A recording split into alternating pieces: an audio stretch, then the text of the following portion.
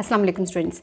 आज हम डिस्कस करते हैं कंडक्टिंग सिस्टम ऑफ हार्ट। तो सबसे पहले थोड़ा सा हम कार्डिक मसल्स को डिस्कस करते हैं। कार्डिक मसल्स मायोजेनिक होते हैं, मतलब कि इनमें खुद से कॉन्ट्रैक्शन की एबिलिटी पाई जाती है, चाहे इनको नर्वस सिस्टम का ऑर्डर मिले या ना मिले, या एंडोक्राइन सिस्टम का ऑर्डर मिले या ना मिले, ये खुद से कॉन्ट्रैक्शन कर रहे होते हैं क्योंकि इनमें पावर ऑफ ऑटो एक्साइटेशन पाई जाती है।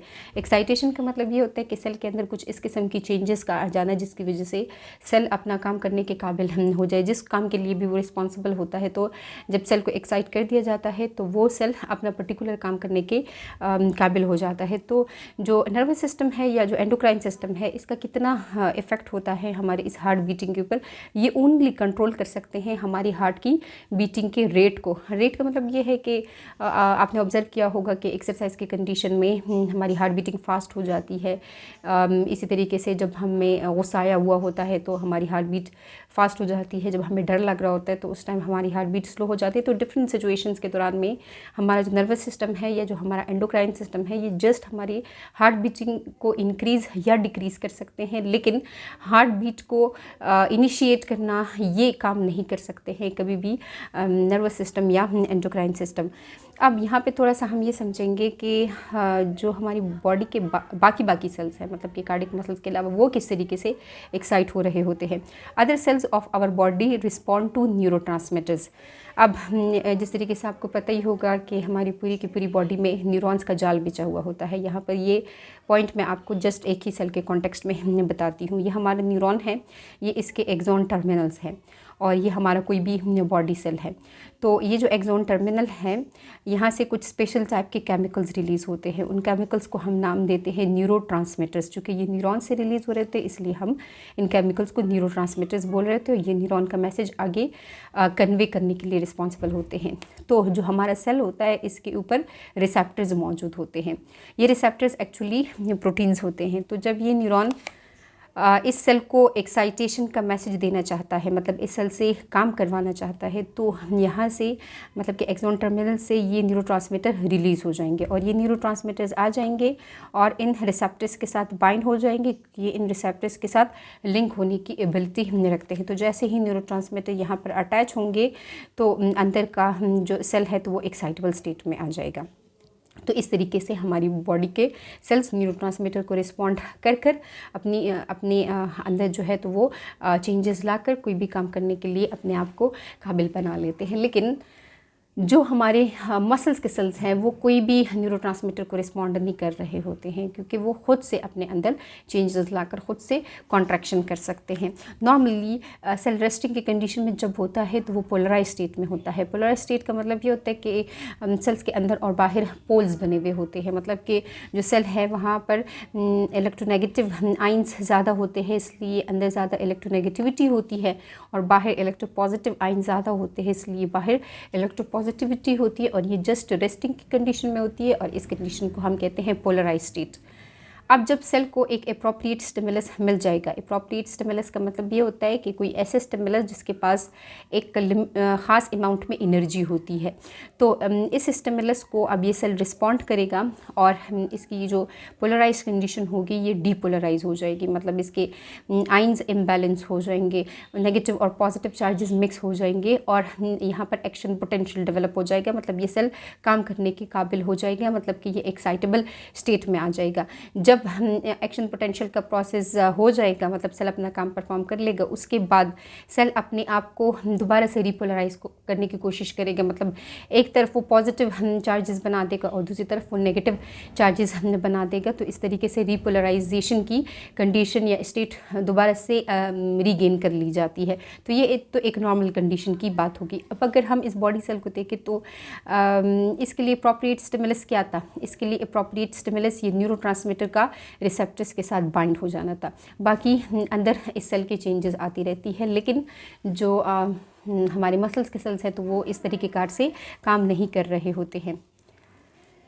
जो कार्डिक मसल्स हैं, अगर हम उसके इंडिविजुअल सेल की बात करें तो इंडिविजुअल सेल को मसल फाइबर कहा जाता है। ये हाईली ब्रांच्ड होते हैं इस तरीके से, और ये यूनिन्यूक्लिएटेड सेल से बने हुए होते हैं, मतलब कि एक सेल के अंदर एक ही न्यूक्लियस मौजूद होता है, और इसमें हमें स्ट्राइएशंस नज़र आ रही होती है। स्ट्राइएशंस का मतलब ये होता है कि थोड़ा सा पोर्शन लाइट होता है, थोड़ा सा पोर्शन इसमें डार्क होता है, थोड़ा सा पोर्शन लाइट और थोड़ा सा पोर्शन डार्क। बट ये स्ट्राइएशन फॉल्स स्ट्राइएशंस होती है। फॉल्स स्ट्राइएशंस या ट्रू स्ट्राइएशंस का क्या मतलब है, ये आपको इंशाल्लाह सेकंड ईयर में क्लियर हो जाएगा जब आप स्केलेटन मसल्स को स्टडी करोगे। यहाँ पर ये जो सेल है और ये जो सेल है, ये आपस में इंटरकनेक्टेड होते हैं। किस तरीके से इंटरकनेक्टेड होते हैं कि इनके दरम्यान में इस तरीके से साइटोप्लाज्म आपस में एक गैप के ज़रिए जुड़े हुए होते हैं। इसको हम बोल रहे होते हैं गैप जंक्शन, इस वाले पॉइंट को, या हम इसको एक दूसरा नाम भी देते हैं प्लाज्मोडिस्मेटा।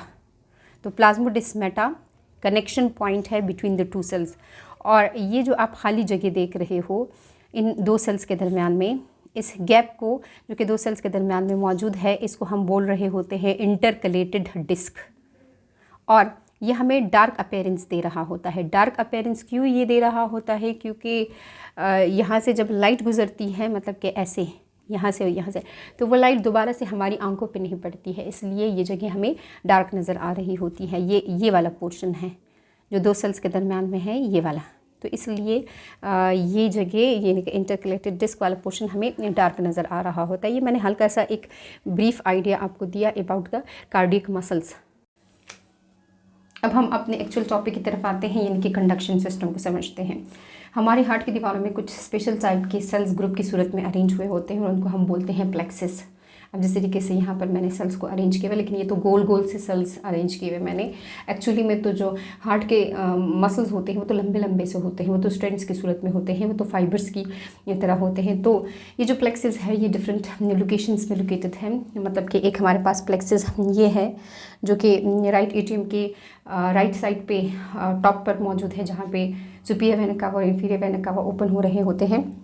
तो इस वाले प्लेक्सिस का नाम है साइनो एट्रियल नोड, या सिंपल फॉर्म में हम इसको ऐसे नोड कहते हैं। और दूसरा ये वाला प्लेक्सिस है, ये लोकेटेड है इस एट्रिया की बेस पर, या जहाँ पर एट्रिया और वेंट्रिकल आपस में जंक्शन बना रहे हैं।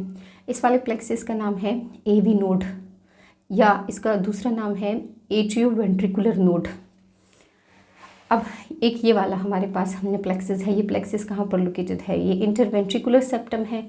तो इस इंटरवेंट्रिकुलर सेप्टम के टॉप के ऊपर ये वाला प्लेक्सिस लोकेटेड है, और इस वाले प्लेक्सिस का नाम है एट्रियो वेंट्रिकुलर बंडल या एवी बंडल, या इसका एक दूसरा नाम भी है, इसको हम बोलते हैं बंडल ऑफ हिस।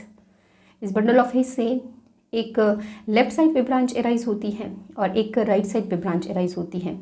तो इस वाली ब्रांच को जो कि लेफ़्ट साइड पे एराइज हो रही है, इसको हम बोलते हैं लेफ़्ट बंडल ब्रांच, और एक राइट साइड वाली ब्रांच को हम बोलते हैं राइट बंडल ब्रांच। फिर ये जो left and right bundle branch है, ये इस वेंट्रिकल के जब पॉइंटेड एंड तक पहुंच जाते हैं, मतलब कि इस वेंट्रिकल के जब एपेक्स तक पहुंच जाते हैं, तो यहाँ से ये मज़ीद ब्रांच्ड होना स्टार्ट हो जाते हैं और ऊपर की तरफ रन करना स्टार्ट कर देते हैं। तो ये वाले जो ब्रांच्ड स्ट्रक्चर्स हैं, इनको हम बोल रहे होते हैं पुरकिंजी फाइबर्स।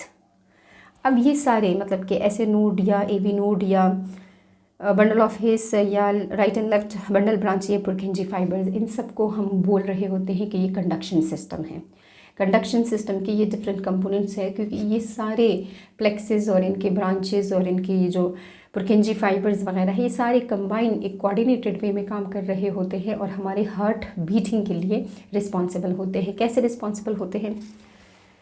हार्ट के सारे सेल्स में ऑटो एक्साइटेशन की एबिलिटी नहीं है, जस्ट यहाँ पर ऐसे नोड के पास है। जब ये ऐसे नोड खुद को एक्साइटेबल स्टेट में ले आएगा, तो फिर ये तो प्लाज्मोडिस्मेटा के जरिए बाकी सेल्स के साथ जुड़ा हुआ है। अब बाकी सेल्स में ऑटो एक्साइटेशन की एबिलिटी नहीं है, जस्ट इसके पास है। ये एक्साइटेबल स्टेट में आ गया, तो ये बाकी सेल्स को भी कहता है कि मैं एक्साइटेबल स्टेट में आ चुका हूँ, लिहाजा आप भी एक्साइटेबल स्टेट में आ जाओ। तो वो भी एक्शन पोटेंशियल का मैसेज रिसीव कर लेते हैं, और ये मैसेज पहलते कुछ ही टाइम में पूरे के पूरे दोनों ऑरिकल्स में ये मैसेज पहल जाता है। और जब पूरे के पूरे ऑरिकल्स में मैसेज पहल जाता है, तो दोनों auricles at a time contract कर जाते हैं।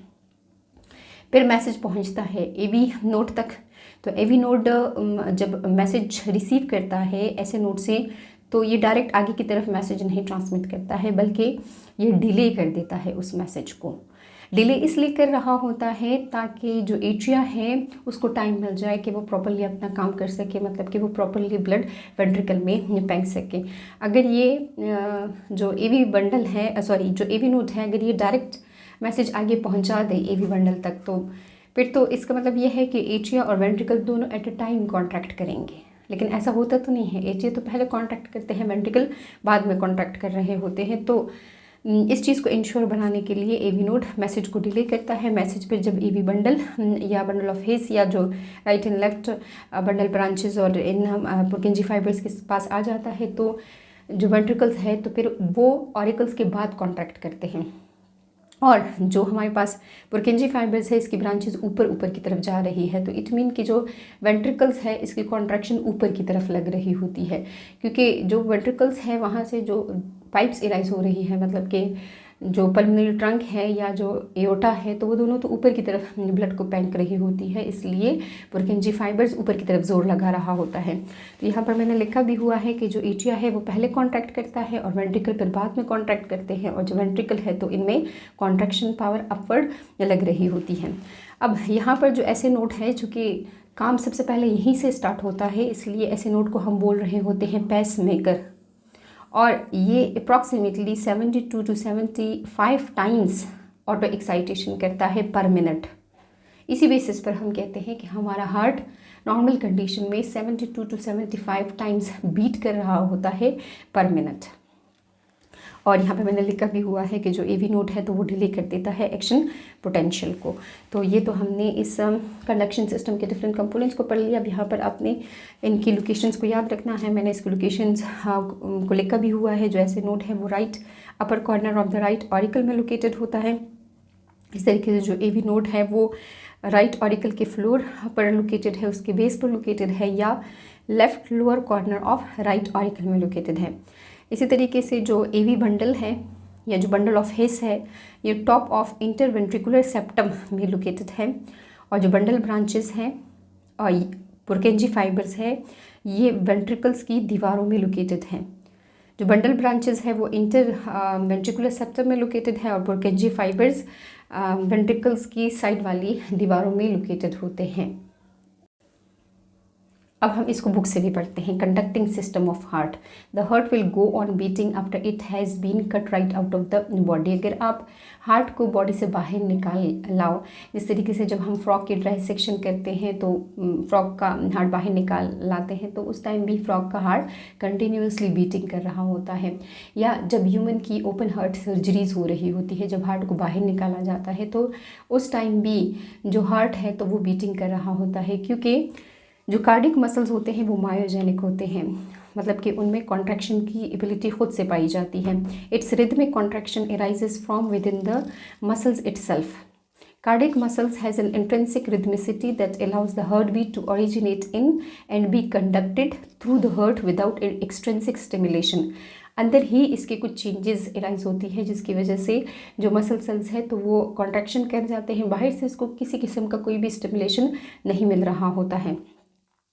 Specialized strands of interconnecting cardiac muscle tissues that coordinate cardiac contraction constitute the conduction system। conduction system क्या होता है? ये कार्डिक मसल्स के जो लंबे लंबे स्ट्रैंड्स हैं वो जो आपस में एक दूसरे के साथ कनेक्टेड है थ्रू प्लाज्मोडेस्माटा, और जो हार्ट बीट के लिए रिस्पॉन्सिबल होते हैं, जो एक्शन पोटेंशियल को ट्रांसमिट करने के लिए रिस्पॉन्सिबल होते हैं, तो उस सिस्टम को हम बोल रहे होते हैं कंडक्शन सिस्टम।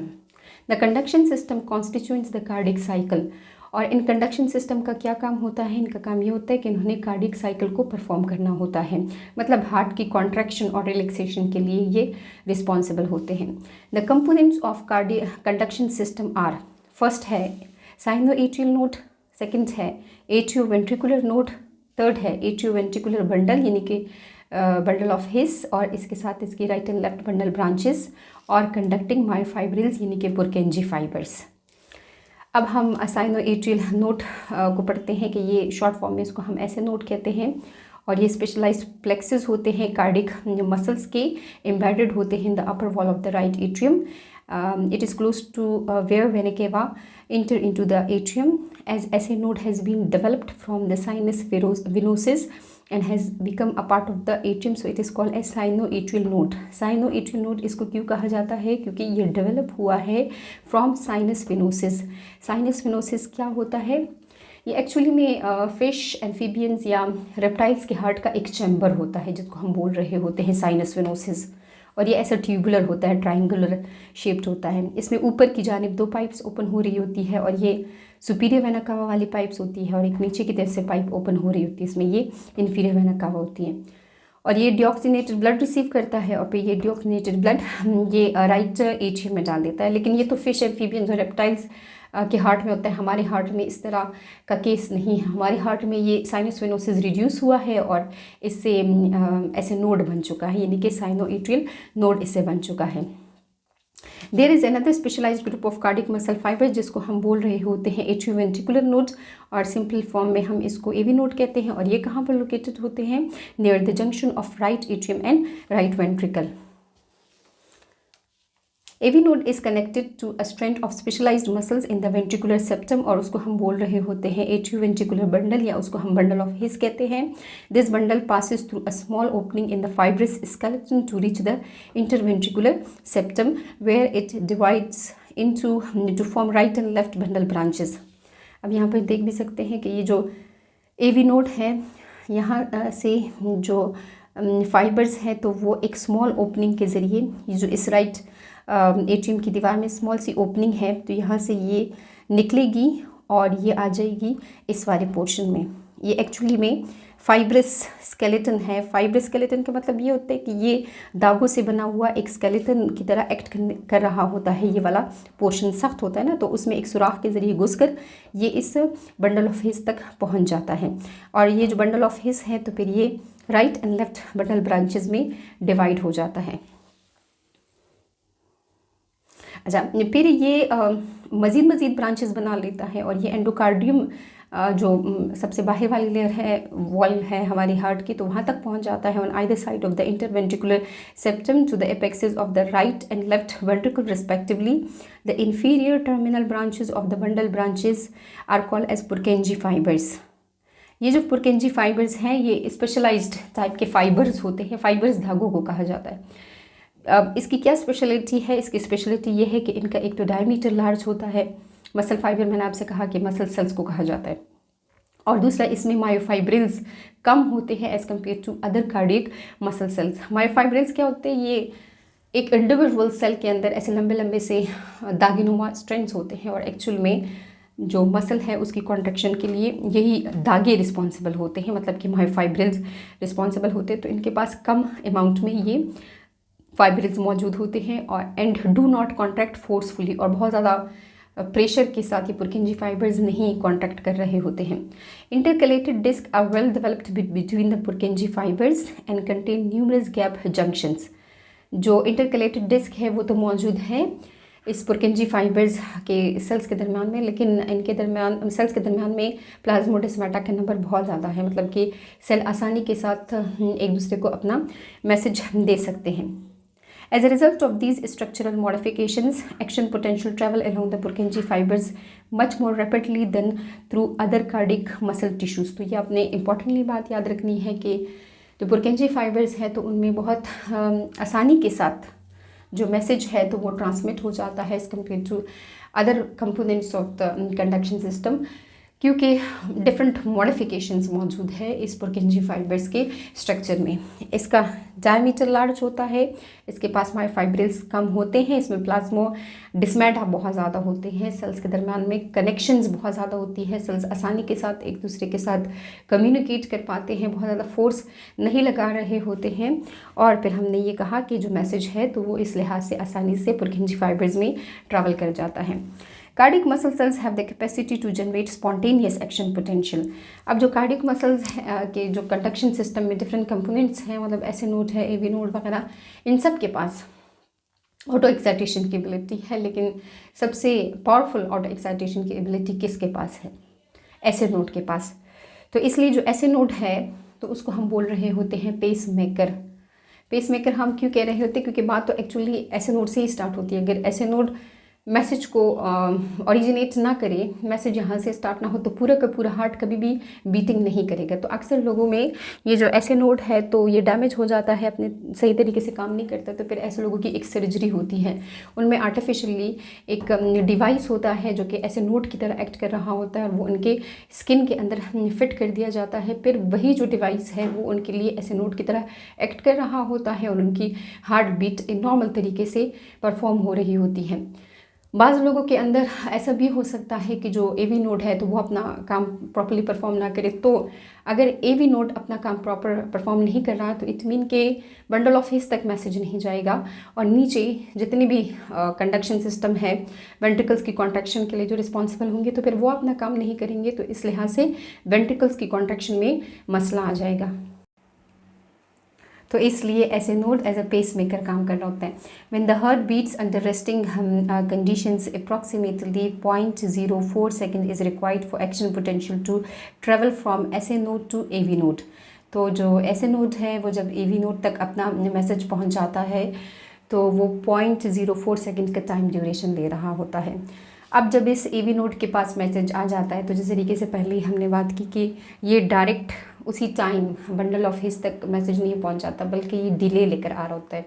डिले इसलिए लेकर आता है ताकि जो ऑरिकल्स हैं तो वो खाली हो जाए पूरे के पूरे, उन्होंने जितना काम करना है, जितनी भी उसकी रिक्वायर्ड पोटेंशियल है वो अच्छे तरीके से परफॉर्म हो जाए, तो इसलिए एवी बंडल मैसेज को डिले कर देता है। Within the AV node action potential are propagated slowly compared with the remainder of the conducting system. तो ये भी एक ऑब्जेक्टिव के लिए आपने पॉइंट याद रखना है कि जो सबसे स्लोली मैसेज आगे पहुंचाने वाला कंडक्टिंग सिस्टम का जो कंपोनेंट होता है वो एवी नोड होता है, जल्दी नहीं पहुंचाता है आगे मैसेज आसानी से। As a consequence, there is a delay of 0.11 second from the time action potential reach the AV node until they pass to the AV bundle। तो ऐसे नोड से AV नोड तक जो मैसेज है उसके पहुंचने में 0.04 सेकेंड का टाइम ले लिया।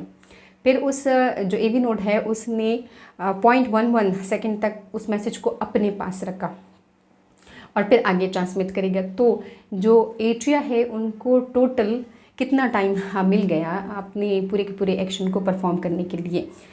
तो यहाँ पर इन्होंने लिखा हुआ है the total delay of 0.15 seconds allow the completion of the atrial contraction before the ventricular contraction begins. तो 0.15 सेकेंड्स इस पूरे के पूरे एट्रिया को मिल जाता है ताकि वो प्रॉपरली कॉन्ट्रैक्शन करे। अभी जो वेंट्रिकल्स है तो उन्होंने कॉन्ट्रैक्शन नहीं स्टार्ट की हुई होती है। तो ये आप लोगों ने डिफरेंट पॉइंट्स अपने पेपर के हवाले से याद रख लेने हैं। तो आज के लेक्चर में हमने कंडक्शन सिस्टम के बारे में पढ़ा। हमने कहा कि जो ऐसे नोड है, जो एवी नोड है, जो बंडल ऑफ हिस है, right and left bundle branches है, पुरकिंजी फाइबर्स है, ये सारे के सारे हमारे कंडक्शन सिस्टम के कंपोनेंट्स होते हैं, क्योंकि ये सारे ऑटो एक्साइटेशन शो कर सकते हैं और जो हार्ट बीट है तो उसको जनरेट करने के लिए रिस्पॉन्सिबल होते हैं। सबसे पावरफुल मैसेज को जनरेट करने वाला ऐसे नोड होते हैं, इसलिए हमने उसको कहा पेस मेकर। सबसे स्लोली एवी नोड आगे मैसेज पहुंच जाते हैं और सबसे फास्टली पुरकिंजी फाइबर्स जो मैसेज है तो वो आगे लेकर जा रहा होता है, मतलब कि जो कॉन्ट्रैक्शन का मैसेज है तो वो लेकर जा रहा होता है। यहाँ पर आपने थोड़ा सा ऑब्जेक्टिव्स के लिए भी याद रखना है कि जो कार्डिक एरिथमिया है तो इसका मतलब ये होता है कि जो नॉर्मल हार्ट बीट का जो पैटर्न है तो उसमें चेंजेस आ जाती हैं। तो ये एक डिस्टर्बेंस है हमारी इसी हार्ट बीट के रिदम्स में। तो ये ब्रेडिकार्डिया भी हो सकता है, मतलब कि वो जो 72 टाइम्स हार्ट की बीटिंग होती है हमारी पर मिनट तो वो कम रह जाती है, मतलब कि फिर वो 40 बीट्स पर मिनट रह जाती है, इसको ब्रेडिकार्डिया कहा जाता है। और ट्रैकिकार्डिया का मतलब ये होता है कि जो बीटिंग है तो वो 100 बीट से ज़्यादा कर गया है पर मिनट्स। तो पेस मेकर सप्लाई कर रहे होते हैं electrical initiation to myocardial contraction, जिस तरीके से हमने बात की कि फिर आर्टिफिशियली भी जो पेस मेकर्स हैं तो वो उन लोगों के हार्ट के करीब उनके स्किन में फिट कर दिए जाते हैं जिनका ऐसे नोड डैमेज हो जाता है।